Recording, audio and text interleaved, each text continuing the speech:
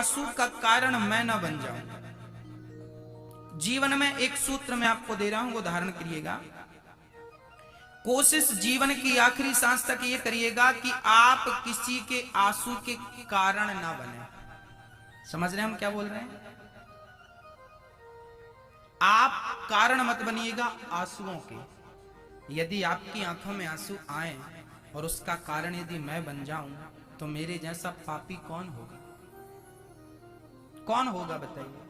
मेरे कारण यदि मेरी मां की आंखों में आंसू आए, तो मेरे जैसा मूर्ख अज्ञानी पतित कौन होगा? मेरे कारण, मैं चाहता हूं कि मेरे कारण माता पिता को तो क्या, रिश्तेदारों को तो क्या, मैं तो चाहता हूं कि मेरे कारण किसी चिड़िया की आंखों में भी आंसू नहीं आने चाहिए, पशु पक्षी की आंखों में भी आंसू नहीं आने चाहिए। कोशिश ये करिएगा, जब आप किसी की आंखों में आंसू नहीं आने दोगी ना मेरी मां, तो विश्वास करिएगा मेरा कन्हैया आपकी आंखों में कभी आंसू नहीं आने देगा। कभी आपकी आंखों में वो आंसू नहीं आने देगा, कभी। लिख लीजिएगा स्टाम्प पेपर में, बोल रहा हूं। आपने किसी का दिल नहीं दुखाया तो कोई बंदा इस दुनिया में पैदा नहीं हुआ कि आपका दिल दुखा दे।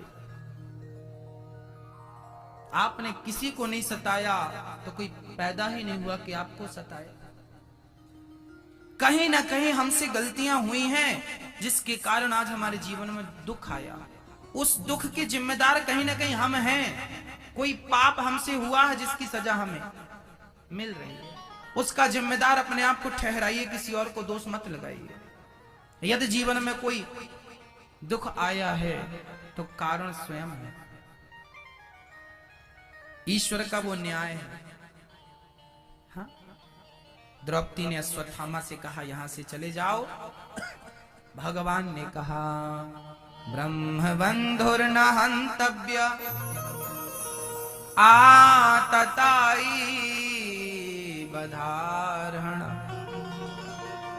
ब्राह्मण को कभी मारो मत, आताताई को छोड़ो मत। अश्वत्थामा के सिर की मणि निकालकर अश्वत्थामा को नगर से निकाल दिया। अश्वत्थामा को लगा ये तो मेरी दुश्मनी, मेरा मित्र तो मर गया दुर्योधन, अब इन्होंने मेरा अपमान किया, मैं देखो पांडवों को कैसे मजा चखाता हूं।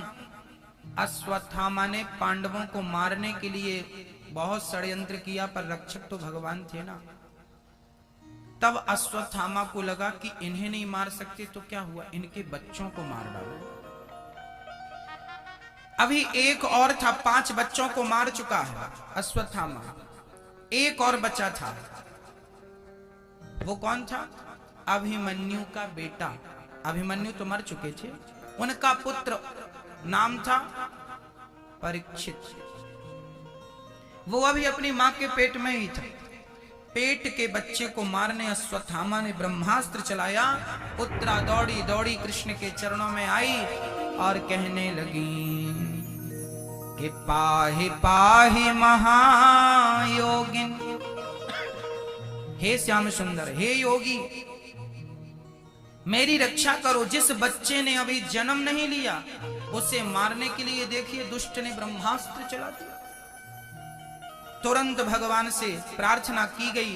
भगवान ने अंगूठे के बराबर रूप बनाया, उत्तरा के गर्भ में प्रवेश करके भगवान ने उत्तरा के गर्भ की रक्षा की।